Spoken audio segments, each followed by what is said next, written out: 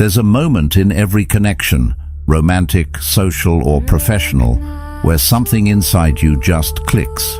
At first, you're the one reaching out. You respond quickly. You explain yourself. You try to prove you're enough, hoping your consistency will somehow convince someone to see your value. You do everything you're told connection requires: openness, effort, vulnerability. But then, the silence stretches. The one-word replies arrive. Your presence is taken for granted, and without even realizing it, you start to feel smaller in the very space where you were trying to be seen. That's when the shift begins, not in them, but in you. You stop reaching, you stop chasing, you stop handing out pieces of your soul in exchange for temporary attention. And in that stillness, something powerful awakens. Not spite, not revenge, but clarity. The kind of clarity the Stoics spoke of, when you realize your peace doesn't live in someone else's recognition. It lives in your ability to let go with grace. If you're someone who's learning to value inner stillness more than external noise, consider subscribing as a commitment to yourself to walk the path of strength, clarity, and self-mastery. There is a kind of silence that doesn't scream for attention, yet somehow it becomes the loudest thing in the room. It doesn't demand, it doesn't beg, it doesn't try to convince anyone of its importance. It simply exists.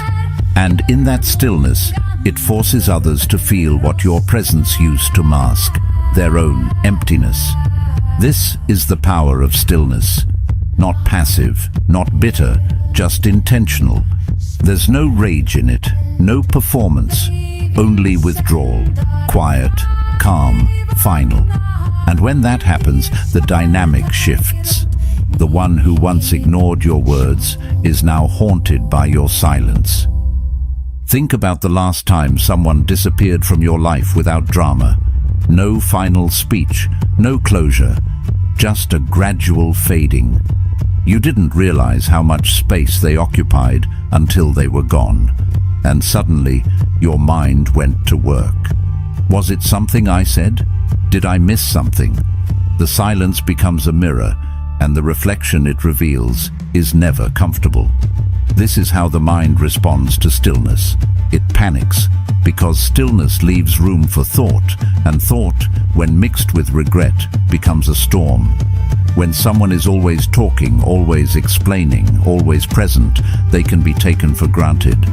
But when they go still, that's when people finally listen, not because you raised your voice, but because you removed it.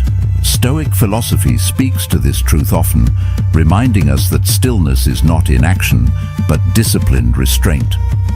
Marcus Aurelius once wrote, "Nowhere can man find a quieter or more untroubled retreat than in his own soul."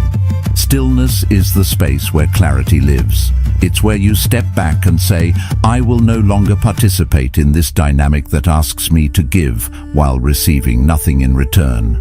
Not to punish, but to preserve. You are not retreating in defeat. You are withdrawing in wisdom. And wisdom doesn't need to be loud. Most people are addicted to noise, digital noise, emotional noise, relational noise. But noise is not connection, it's clutter. And when you go still, you expose that contrast.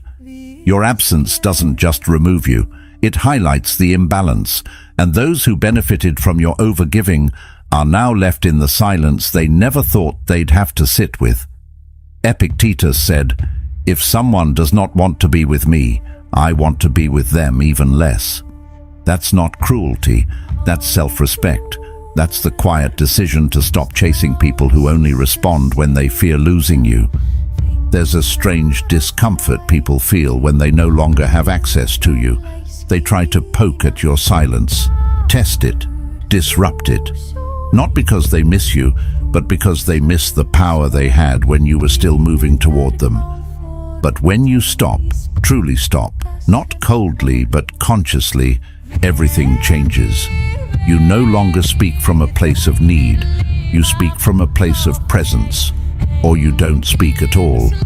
and your silence becomes the first real conversation they've ever had with themselves. Carl Jung once said, "Solitude is for me a fount of healing, which makes my life worth living." Stillness is not isolation, it is healing. It is where the emotional energy you once spent trying to be seen now begins to return home. You're no longer out there chasing understanding. You're here, inside, gathering your power. And power doesn't announce itself. It just sits, waits, observes. Stillness is how you reclaim control, not over them, but over you. This isn't about being mysterious. It's about being grounded. You are no longer available for performances. You are no longer reacting to every impulse, every delay, every silence on their end. You've learned that not every question deserves an answer. Not every message needs a reply. And not every absence requires you to fill the gap. That is maturity. That is self-possession. And the ones who once counted on your emotional availability now face the space they helped create. It's here, in this stillness, that your value begins to rise, not because you became more, but because you stopped giving so freely. You allowed the other person to sit in their own energy without your emotional labor to sustain them, and they start to realize the connection wasn't as one-sided as they thought. You weren't the one chasing, you were the one showing up. The weight they feel now is the weight you carried silently. And that silence, it speaks volumes. Seneca reminds us, the greatest remedy for anger is delay. Stillness is not just about removing yourself, it's about refusing to react. You begin to understand that your greatest influence comes not from assertion, but from restraint. You are not easily provoked. You are not rushing to clarify. You are not fighting to be chosen. You are choosing yourself. And in a world that thrives on instant reactions and emotional overexposure, your composure becomes magnetic. Let others wonder. Let them replay the moments. Let them feel the absence of what they took for granted. Because true stillness doesn't just pull you back. It pulls them in, not through manipulation, but through contrast. You show them, without saying a word, what life feels like without you. And for the first time, they have to confront what they were never willing to see before. Stillness is not the end of connection. It's the beginning of discernment. It's where you stop trying to be heard and start listening to yourself. You are not punishing them with silence. You are protecting your peace. And anyone who mistakes that for distance never truly valued your nearness. Now you stand still, not cold, but clear, not angry, but aware. And that awareness becomes your edge. Because nothing shakes a person more than the realization that they lost access to you. And it wasn't because you disappeared. It was because you finally returned to yourself. Attachment is a quiet thing. It rarely announces itself. It doesn't ask for permission, and it doesn't need acknowledgement to grow. It simply builds itself in the background, woven into the rhythms of your replies, your laughter at their half-formed jokes, your reminders, your patience, your presence. And because it's so constant, so unshakably consistent, it begins to feel like a given, like something that will always be there until it's not. And that's when the silence hits differently, not as peace, but as absence. The truth is, most people don't realize how tethered they are to your presence until it disappears. They don't notice the weight you were carrying for them until you set it down. Your loyalty became invisible, your emotional labor unspoken, and yet they depended on it deeply. That's the irony of human nature. The things we depend on most, we often value the least, until they're no longer ours. What once felt ordinary becomes rare, and the one they barely noticed starts to echo in everything.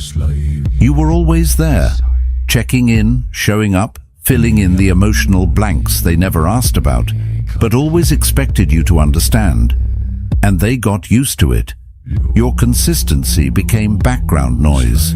Your generosity was filtered through the lens of expectation. You made them feel seen, but they stopped seeing you.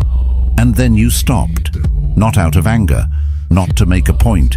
You just stopped because something inside you went quiet and realized this isn't being returned. And that's when everything changes. They don't immediately feel the loss. At first, it's just a faint shift in the air, a missed message, a longer pause, less warmth in your tone. But slowly that absence begins to bloom into awareness. They start to look for what they never had to search for before. They open your chat and scroll through memories, wondering if they missed the signs. Not because they miss you, but because they miss the version of themselves they were when you cared. As Epictetus once said, "It is not things themselves that disturb us, but our opinions about them." When you were available, they held opinions. They believed they could reach you whenever they needed, that your kindness had no boundaries, that your presence was unconditional.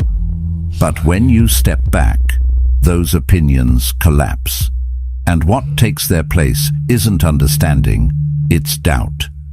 Questions form, and the human mind doesn't handle open loops well. It starts to obsess, to reflect, to reconstruct timelines in search of what went wrong. People often confuse reflection with missing you. They don't realize that what they truly crave isn't you. It's how effortless it felt to be wanted by you. That version of connection where they never had to reach because you were already there. That ease, that emotional safety, that invisible thread that held everything together without them ever noticing the knots you were constantly tying just to keep it from unraveling. That's what they long for, not because they've changed, but because your absence now forces them to feel everything you protected them from. But by then, your energy has shifted. You no longer seek to be understood. You've stopped replaying the effort. You've stopped measuring your worth by someone else's recognition. You understand now that true connection doesn't require you to disappear in order to be seen. And as you detach, something powerful begins to happen, not to them, but to you. You begin to notice all the ways you gave more than you received. You remember the days you confused being needed with being valued, and you forgive yourself for not noticing sooner. When you stop offering access, people begin to remember how rare it was to have it. They remember how your presence made them feel secure, how your voice calmed their chaos, how your belief in them made them believe in themselves. And now that it's gone, they start searching, not just for you, but for that feeling. But here's the truth.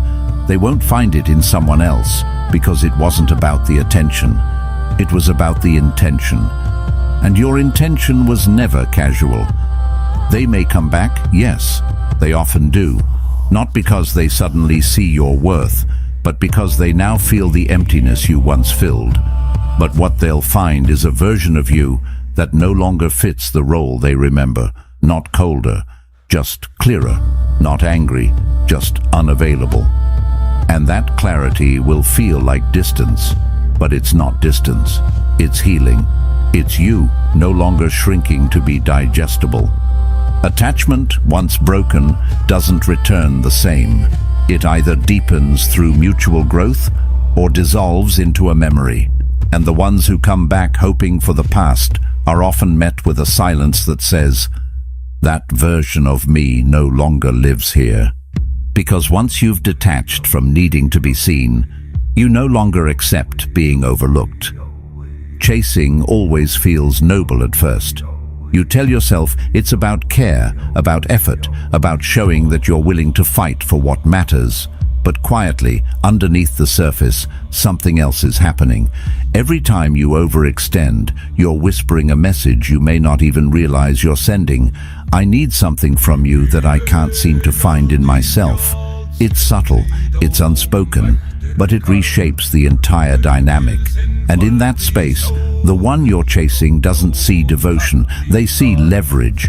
What should have been mutual becomes unequal. Not because they're better, but because you lowered yourself in the process of proving your worth. That's the sting. Not that they didn't see you, but that you had to try so hard to be seen, that you watered down your self-respect just to keep their interest. And the deeper you go into that pattern, the more you start erasing the very value you were trying to showcase. You respond quickly to things that barely deserve your time. You justify behaviors that disrespect your presence. You keep showing up in spaces that don't reciprocate. And little by little, they stop being grateful. Not because you're unworthy, but because you've become predictable. Carl Jung once said, "The most terrifying thing is to accept oneself completely." But it's precisely that refusal to fully accept ourselves that often leads us into this trap of chasing. We hope someone else's attention will confirm our value. We hope that by doing more, we'll finally be chosen in a way that validates the parts of us we secretly doubt. But the more you try to earn what should be freely given, the more invisible you become, not because you don't matter, but because they learn to expect everything and give nothing in return. And the paradox is cruel. The more effort you put in, the more the frame shifts against you. You teach them, without meaning to, that your time is always available, that your boundaries are soft, that your energy has no cost. And in doing so, you unintentionally devalue yourself, not in their eyes, but in your own. The imbalance becomes internal before it becomes relational. You feel the drain. You sense the resentment building. You keep hoping it'll get better if you just give a little more. But it doesn't, because what you chase, you place above you. And what you place above you has the power to crush you. The Stoics understood this dynamic deeply. Marcus Aurelius wrote, "If you are distressed by anything external, the pain is not due to the thing itself, but to your estimate of it. Your suffering doesn't come from their lack of effort. It comes from your decision to keep chasing in spite of it, to keep hoping where hope has become self-abandonment, to keep proving yourself to someone who's already made their comfort more important than your clarity. And the moment you stop, something miraculous happens. The imbalance collapses, because it was never about them being above you. It was about you placing yourself below. The second you stop overreaching, the illusion shatters. They're not elevated anymore. They're just exposed. Exposed for how little they were giving, for how much they were receiving, for how long they coasted on your consistency while offering you the bare minimum. And now, without your effort to prop them up, they're left standing on their own. And it's quieter and emptier and far less impressive than they once appeared.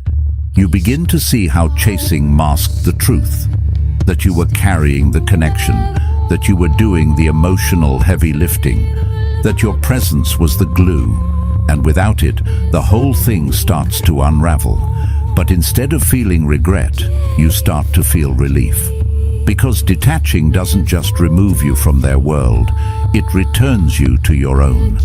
You're no longer waiting on their recognition to feel seen. You're no longer desperate for their response to feel heard. You're no longer shrinking yourself just to keep a conversation going that you didn't even start. Seneca once wrote, "No person has the power to have everything they want, but it is in their power not to want what they don't have." You don't need to be chosen by someone who only values you when you're pursuing them. You don't need to wait for validation that arrives too late. What you need is to recognize that anything built on imbalance cannot sustain itself. That respect, when begged for, turns into pity, and no one wants to be pitied. When you finally stop chasing, you begin to see what was never real. The conversations that only happened when you initiated, the connection that only existed when you held it together, the relationship that was only alive because you kept breathing life into it. And with each step back, clarity returns. You realize that your worth was never missing. It was just hidden beneath the weight of your own overgiving. You thought you were being strong, loyal, committed, but what you were being was drained. And now you're done. Not bitter, not broken, just done. Because peace doesn't live in proving, it lives in presence, and you've come home to yours. So when they finally notice your absence, when they try to reach back, to reclaim the attention you used to give so freely, they'll find someone new. Not because you became someone else, but because you finally stopped being less of yourself for the sake of being more to them. And that quiet shift, that's the real power. Silence isn't weakness, it's not avoidance, it's not the lack of something, it's the presence of something deeper, something stronger, something most people are too noisy to recognize. It isn't about turning your back on someone to prove a point. It's about turning inward to remember your own. Silence is not what happens when you run out of words. It's what happens when you no longer feel the need to explain yourself to people who were only listening to respond, not to understand. In a world that celebrates constant engagement, silence becomes radical. It's not passive, it's precise. It's not a retreat, it's a redefinition of space. When you stop speaking, stop justifying, stop over-explaining your soul to someone who's not even paying attention, that silence becomes louder than anything you ever said. It doesn't need punctuation, it doesn't need a caption, it just sits there, calmly, exposing every crack in the connection that your words used to cover up. And here's the thing, that kind of silence doesn't just leave people with absence, it leaves them with themselves. That's the part they're not ready for. Your silence becomes a mirror, and when there's no more noise to distract them, they start to hear things they've been avoiding. They replay your last message. They dissect your tone. They read into pauses that were never there before. They fill in the blanks with their own guilt, their own fear, their own regret. And they become haunted, not by what you said, but by what you didn't. This is where the obsession starts. Not when you spoke up, but when you stopped. Because as long as you were explaining, they could stay comfortable. But now that you're silent, they have to ask the questions you used to answer for them. And that's what most people are really afraid of, being left alone with the truth. Carl Jung once said, "People will do anything, no matter how absurd, to avoid facing their own soul." And your silence removes all their distractions. It forces them to hear what was always there, but buried under the sound of your constant effort. Your effort to fix, to clarify, to soften the discomfort of their indifference. But now, there's just space. And in that space, the weight of their neglect becomes undeniable. You're not going silent to punish. That's not strength, that's pride. This isn't about revenge, it's about restoration. You're not retreating because you're angry. You're pausing because you finally realized that not everything deserves your energy. Not every conversation is sacred. Not every connection is worthy of being salvaged. And the most powerful boundaries are often the quietest ones. Seneca wrote, "It is not that we have a short time to live, but that we waste a lot of it." And isn't that the most painful part? Looking back and realizing how much of your life was spent trying to be heard by someone who had no intention of listening. You explained yourself over and over, hoping that maybe this time they'd finally get it. But they didn't. Not because you weren't clear, but because they weren't capable. And now your silence becomes the first thing they ever truly hear from you. It's strange how something so quiet can make such noise in someone else's mind. But that's the nature of silence. It amplifies everything that was hidden. And once it starts echoing, it becomes hard to ignore. The silence you leave behind is not empty, it's charged. It holds every time you were dismissed, every time you were overlooked, every time your kindness was mistaken for weakness. It holds the unspoken truth. You had access. You misused it. Now it's gone. You don't have to make a grand exit. You don't have to announce your withdrawal. That's performance. That's noise. Real silence is clean, calm, final. It doesn't argue. It doesn't defend. It just stops. And that's what makes it so hard to fight against. Because there's nothing left to push against. Nothing left to blame. Just the undeniable weight of their own behavior reflected back at them through the stillness you left in your wake. And slowly, they begin to feel it. Not all at once, but in waves. In moments where they reach for you and realize you're no longer reaching back. In memories that once brought them comfort and now sting with loss. In the realization that your absence feels heavier than your presence ever did. That's the paradox of silence. It's not lighter, it's louder. Not softer, but sharper. Not distant, but intimate in the way only reflection can be. Epictetus said, "We have 2 ears and 1 mouth so that we can listen twice as much as we speak." But most people speak endlessly just to avoid hearing anything at all. Your silence is an invitation, not to return, not to reconcile, but to reflect. And whether or not they take it is no longer your concern. Because the moment you chose stillness over struggle, you reclaimed something far more valuable than their attention. You reclaimed your peace. You're not proving anything anymore. You're not fighting to be seen. You're not trying to convince anyone of your worth. You're just still. And that stillness becomes your strength. Because real power doesn't scream. It doesn't need to. It just exists, calm, composed, unmoved. And when the world around you finally quiets down, it's that stillness that remains. So if they come back, they'll find a different version of you.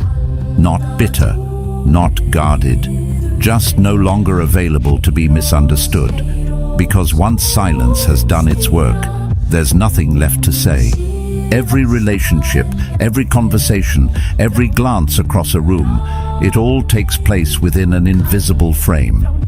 Not one you can see or touch, but one you can feel. It's the subtle tension between who holds the need and who offers the value. And what most people don't realize is that this frame determines everything. The balance of attention, the flow of power, the direction of effort. You've felt it before, even if you couldn't name it. That feeling of chasing someone else's time, their validation, their energy. The quiet frustration of always initiating, always explaining, always waiting. That's what it feels like to live inside someone else's frame. And the longer you stay there, the more you forget you ever had your own. When you chase, even with the best of intentions, you enter a dynamic that places your worth in someone else's hands.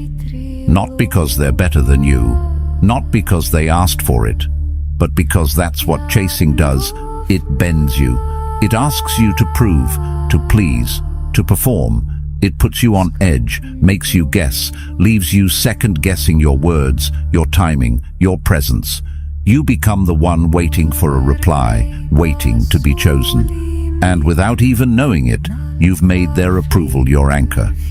Carl Jung once said, "The privilege of a lifetime is to become who you truly are." But you can't do that when your identity is built inside someone else's frame. You can't know who you truly are if your worth keeps rising and falling with someone else's attention. That's why detachment isn't about walking away, it's about walking back into your own mind. When you stop chasing, you're not rejecting them, you're simply returning to yourself. And in doing so, the frame begins to shift. Detachment doesn't need to be loud. It doesn't need to be cruel. It doesn't require any declaration. It only requires composure. A quiet recognition that you no longer need to convince anyone of anything. You're not asking to be understood anymore. You're not explaining why you deserve respect. You're not defending your intentions to people who twisted them for their own comfort. You're simply done handing over your energy like it was free. And that's where the power hides. Not in confrontation, but in calm. Not in shouting, but in silence. Because the frame doesn't shift when you demand it. It shifts when you stop giving people the access they never earned. When you stop chasing, they begin to feel the stillness where your effort used to live. And suddenly, they're the ones wondering. They're the ones reaching. They're the ones calculating their words, unsure of your response. Not because you've become someone else, but because you've stopped making them the center of your self-worth. This reversal happens not with revenge, but with refinement. When you stop trying to prove you're good enough, you become the standard. When you stop trying to fix a one-sided bond, you start attracting people who meet you in the middle. Because you're no longer performing, you're choosing. You're not standing at the edge of their world, hoping to be invited in.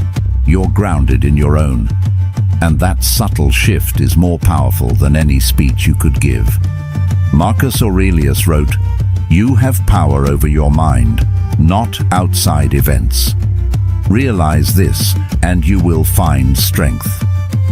That's what the frame is. It's the space where you reclaim control. You're not trying to win someone over. You're not fighting for a seat at a table that requires you to shrink. You're realizing that your peace was never meant to be negotiated. And once you sit in that realization, your energy changes. You no longer lean forward in desperation. You lean back in discernment. What people often forget is that influence doesn't come from being the loudest voice in the room. It comes from being the one who doesn't flinch when silence stretches. The one who doesn't rush to fill the awkward pauses. The one who isn't afraid of being misunderstood. Because when you know your own value, you no longer beg for recognition. You embody it. That presence speaks louder than any words ever could. And eventually, the people who once held power over your emotions start to feel that shift. They notice your absence, not just physically, but energetically. They realize they can no longer count on your availability. They can't predict your response. They can't rely on your forgiveness like they used to. And that uncertainty creates gravity. Not because you manipulated them, but because you removed yourself from a dynamic that was never sustainable to begin with. This is why the frame is so important. Because every time you enter someone else's frame, you risk losing yourself. You risk becoming the version of you that bends instead of stands, that over-explains instead of observes, that pleads instead of chooses. But when you create your own frame, built on clarity, calm and boundaries, you no longer need anyone to validate it. They either step in with respect, or they stay outside. Seneca once said, "He who is brave is free." And there is a kind of bravery in refusing to chase, in sitting still while others expect you to move. It's not about being indifferent. It's about being selective. You don't need to raise your voice to be heard. You don't need to fight for the attention of someone who only sees you when you're loud. You simply return to your center and let the silence speak for itself. Because once the frame shifts, everything else follows. You're no longer trying to fit into their world. You're inviting them into yours. And that invitation is no longer free. It's earned, not by begging, not by proving, but by showing up with the same clarity and composure you had when you stopped explaining. And from that place, you don't chase, you attract. Detachment is often misunderstood. People assume it's cold, like shutting a door and locking it behind you. They think it's about turning off your emotions, walking away without care, without thought. But real detachment isn't cold, it's clear. It's not anger, it's not bitterness, it's not revenge. It's peace, finally understood. It's when you stop needing to force connection, when you stop handing over your energy just to be seen. You don't need to vanish with drama. You don't need to make announcements or give ultimatums. You just reduce your presence slowly, quietly, until it becomes sacred, until your absence carries more weight than your presence ever did. There's a moment when you realize that not every message deserves a reply. Not every shift in tone needs to be explained. Not every silence must be filled with reassurance. You begin to choose when and how you engage, not to manipulate, but to protect. Because peace, as the Stoics taught, doesn't come from what you gain, it comes from what you learn to live without. Marcus Aurelius once wrote, "Very little is needed to make a happy life. It is all within yourself, in your way of thinking." You don't need more reactions. You don't need applause. You need alignment. When you stop needing a reply, you're not giving up. You're giving space. When you stop needing them to react, you're not withdrawing. You're finally resting. And when you stop needing to be understood, something surprising happens. You become understood. Not through arguments or justifications, but through the clarity of your absence. The stillness speaks louder than any defense ever could. People feel it in your lack of reaction, in the timing of your silence, in the calm way you no longer rush to fix what isn't yours to hold. Carl Jung once said, "Everything that irritates us about others can lead us to an understanding of ourselves." Detachment leads you inward, where the real healing begins. It isn't about them anymore. It's about you, about understanding the part of you that once thought your value was proven by how much you could endure, about letting go of the version of yourself that believed love had to be earned through overextension and self-sacrifice. You begin to see that being present doesn't mean being available for disrespect, that love is not real if it demands you lose your peace to keep it alive. As you detach, the need for validation begins to fade. You no longer crave closure from those who built their comfort on your confusion. You no longer try to prove your side to those who decided they didn't want to see it in the first place. The silence becomes less about them and more about you reclaiming yourself, your rhythm, your emotional clarity, your ability to breathe without waiting for permission. Seneca once said, "He suffers more than necessary who suffers before it is necessary." Detachment teaches you to stop suffering twice, once from the disappointment others bring, and again from the story you write around it. You start to see things as they are, not as you hoped they'd be. You no longer romanticize red flags. You no longer mistake inconsistency for mystery. And you no longer stay in situations that rob you of clarity. You see reality, not in anger, but in acceptance. And that kind of clarity is rare. You become unbothered, not because you don't feel, but because you've stopped handing out access to every feeling you have. You know when to speak and when to stay quiet. You know when to lean in and when to step back. You no longer reach to be chosen. You choose. And the peace that comes with that, it's undeniable. You carry yourself differently. You walk into rooms without explaining your presence. You engage without trying to be liked. You listen more and speak less, not because you're silenced, but because your words now carry weight. When others begin to notice your shift, they'll call it distance. They'll say you've changed. And they're right. You've stopped being emotionally accessible to people who never earned your closeness. You've stopped oversharing in hopes of connection. You've stopped betraying your boundaries to keep the peace. That version of you that needed constant reassurance, that version has gone quiet. And in its place stands something far stronger: discernment. You're not cold, you're clear. There is no resentment, only realignment. You're not punishing them with your silence. You're respecting yourself with it. You're not shutting them out. You're simply no longer leaving the door wide open. And if they don't know how to handle that, it only reveals how much they relied on your openness without ever offering their own. Aristotle once said, "Knowing yourself is the beginning of all wisdom." Detachment is the practice of getting to know yourself again, without the noise of everyone else's expectations, without bending to their mood swings, without confusing their inconsistency with your inadequacy. You come back to your center, and from there, life becomes simpler, clearer, quieter. You stop chasing peace from people who thrive on chaos. You stop asking for love from people who only know how to take.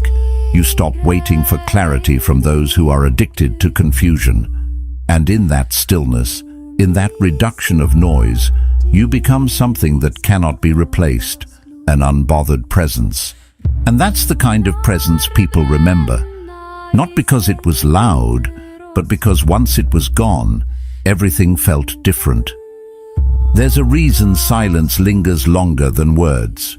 When something ends cleanly, we grieve, we process, and we move on. But when something ends without explanation, when it just fades, vanishes, slips into stillness, we don't move on. We loop. We turn it over in our minds again and again, searching for meaning. That's not weakness, it's psychology. The mind is built to close loops, to seek completion. And when it doesn't get that, it spirals. That's why someone saying, "I'm done," can feel less painful than someone disappearing without a word. Closure brings peace. But the absence of closure, that brings obsession. You start to analyze everything. The last text, the last glance, the last time their tone changed. You look for hints you missed, clues you ignored. You rewrite the entire story trying to find the part where it fell apart. And the more you try to solve it, the more it dissolves into fragments. That's what makes it so hard. Because it's not just about them, it's about the unanswered questions they leave behind. Carl Jung once said, "Man cannot stand a meaningless life." And in the absence of closure, the mind begins crafting meaning, even if it's imagined, even if it's painful. This is what psychologists call the Zeigarnik effect. The brain's tendency to fixate more intensely on incomplete experiences than on completed ones. Your brain doesn't do this on purpose. It's not trying to torture you. It's just trying to understand. And understanding feels impossible when the story has no ending. You're not obsessing because you're broken. You're obsessing because the narrative was. And somewhere in your psyche there's a version of you still waiting for an answer that's never coming. But here's where something powerful happens. The same force that makes the mind loop can also be redirected. Because obsession is just energy without direction. And if you can't close the loop with them, you can begin closing it with yourself. That doesn't mean pretending it didn't matter. It means giving yourself the closure they never offered. It means saying, "I didn't walk away because I stopped caring. I walked away because I started caring about myself."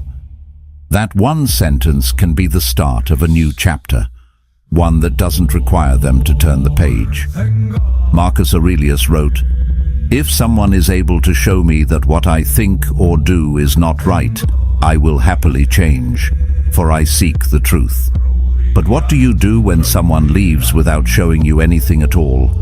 When they don't correct, don't confront, don't explain? You learn to find truth in the silence. You learn to see their absence not as an attack, but as a message.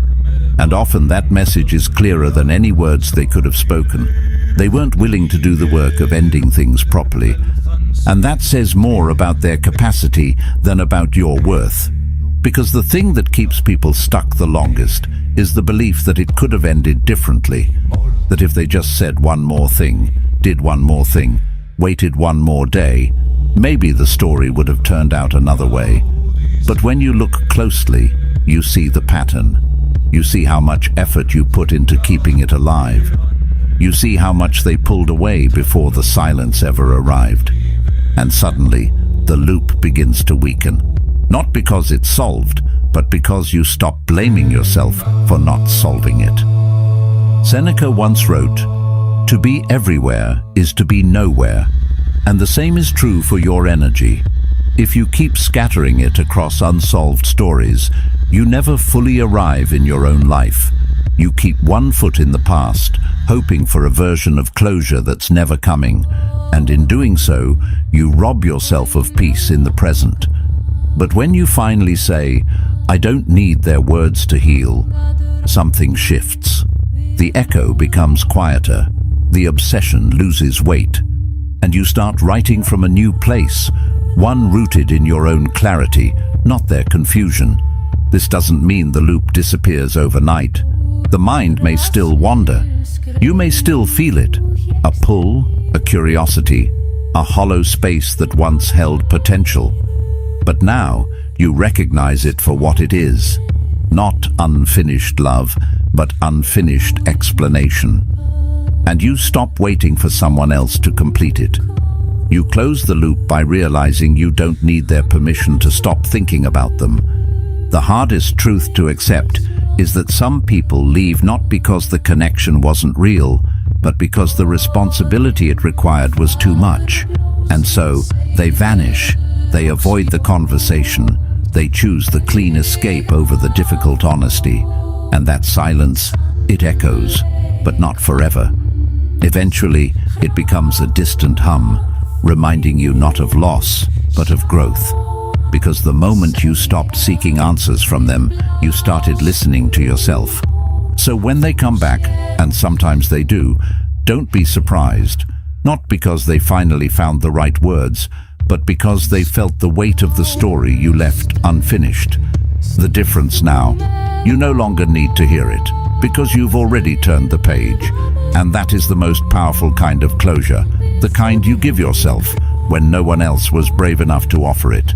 Sometimes the most powerful thing you can do is walk away, not with anger, not with noise, but with peace so complete it becomes unforgettable. Because when you stop chasing clarity from others, you create it within yourself. And that kind of clarity doesn't beg to be understood, it simply moves forward, untouched, unshaken. If this message spoke to something deep within you, there's more waiting. Watch the next video on your screen. It might be the reminder your mind has been waiting for. Thank you for being a part of Stoic Journal. Stay grounded, stay clear, and never forget, your stillness is your strength.